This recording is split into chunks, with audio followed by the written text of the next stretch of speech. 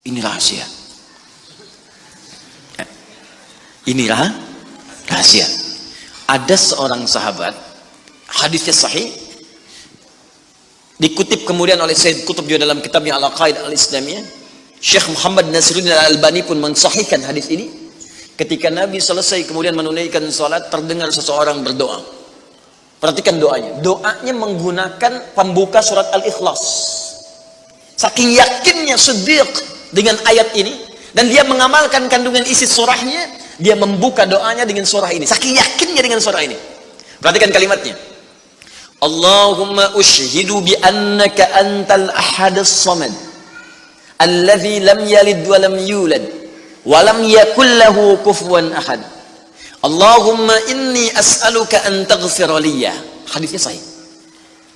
Kata orang ini, ya Allah, saya menyaksikan, meyakini ya Allah, bahwa hanya Engkau satu-satunya Tuhan yang layak dipertuhankan dan disembah.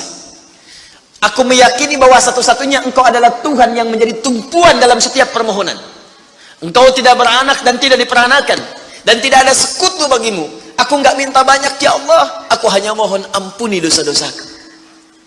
Begitu selesai kalimat itu diucapkan, terdengar oleh Nabi. Apa keterangan Nabinya? Perhatikan kalimatnya. At-tadri bimadza du'i? Ya fulan, tahu nggak Anda itu baru mengucapkan kalimat apa tadi? Apakah engkau paham? Engkau baru mengucapkan kalimat apa tadi dalam berdoa? Kata orang ini, wallahu wa rasuluhu a'lam. Ya Rasul, saya nggak paham apa yang dimaksudkan kecuali Allah dan Rasul yang lebih mengetahui. Ini adab.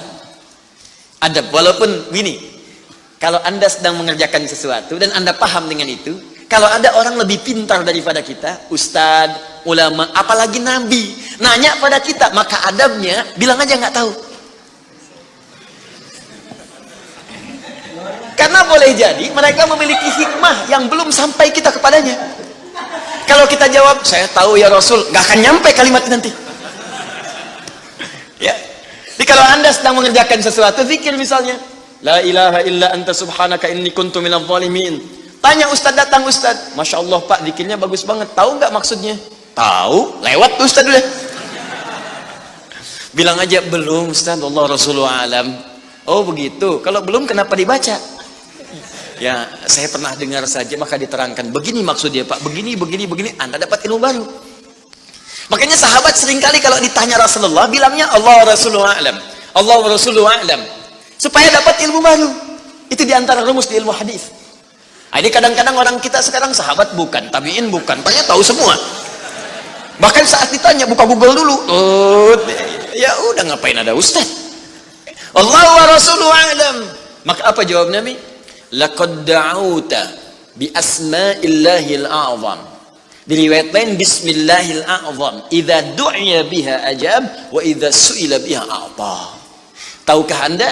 Kata Nabi, Anda baru saja berdoa dengan menyebutkan dengan yakin semua sifat-sifat Allah yang maha tinggi. Nama-nama Allah yang tertinggi. Nama Allah yang tertinggi, nama tauhidnya, Al-Ahad, nama tertinggi. Karena dengan itulah nama ini Allah ditakdiskan, dikuduskan.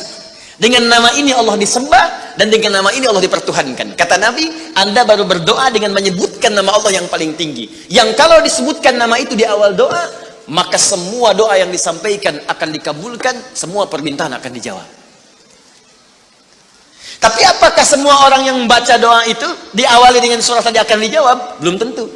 Kalau tidak ada praktek sedikit dalam jiwanya. Orang dulu minta dijawab, orang sekarang sama kalimatnya.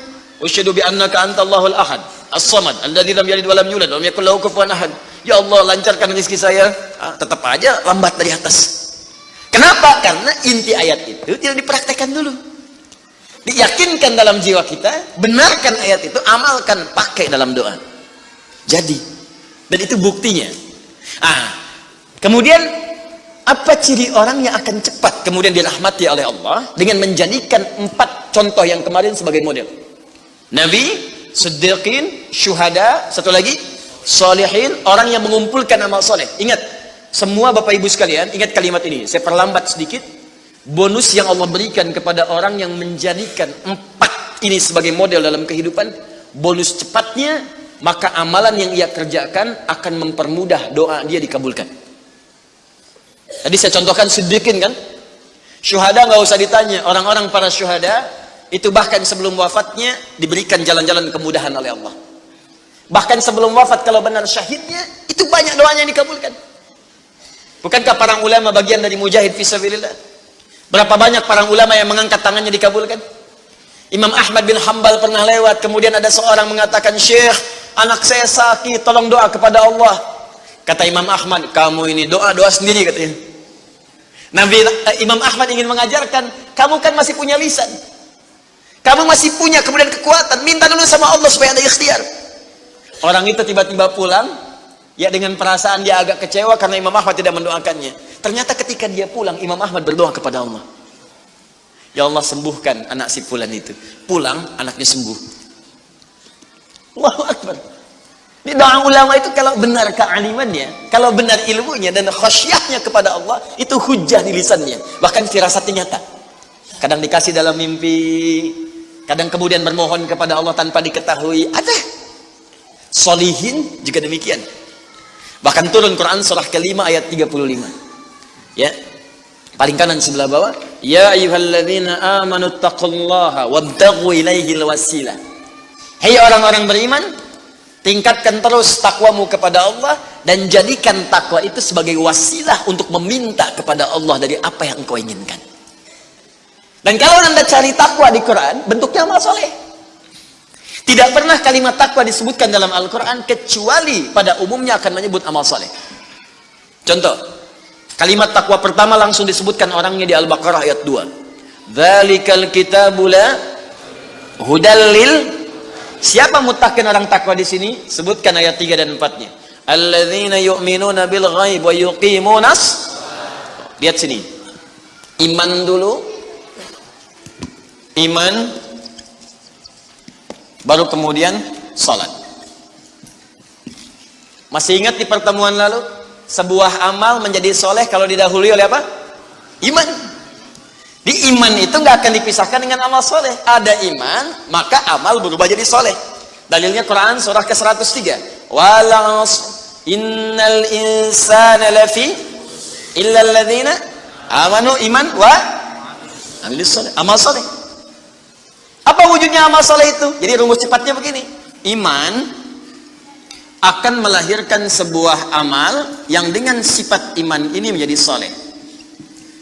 Kalau iman dipadukan dengan amal soleh, maka akan berubah menjadi takwa namanya.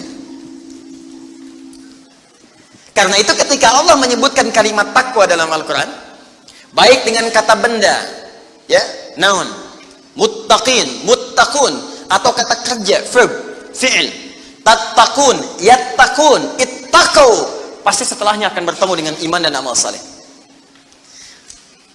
Dzalikal kitabu la hudalil. Siapa muttaqin orang takwa di sini? Alladzina yu'minuna bil ghaib wa iman lis salat. Wa mimma razaqnahum infaq, dan seterusnya. Al-Baqarah 183. "Ya ayyuhalladzina amanu kutiba alaikumus iman." Ya ayyuhalladzina amanu kutiba alaikumus syiyam, puasa. Kama kutiba alal ladzina min la'allakum taqwa. Jelas? Maka ketika lihat rumusannya, lihat formulanya. Ini agak jarang dibahas ya. Perhatikan formulanya. Kata Allah di Quran surah ke-5 ayat ke-35. "Ya ayyuhalladzina amanu." Hai orang-orang yang telah beriman.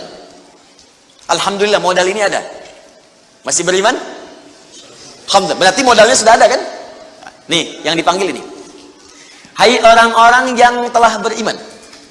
Yang belum beriman tidak hai. Ittaqullah.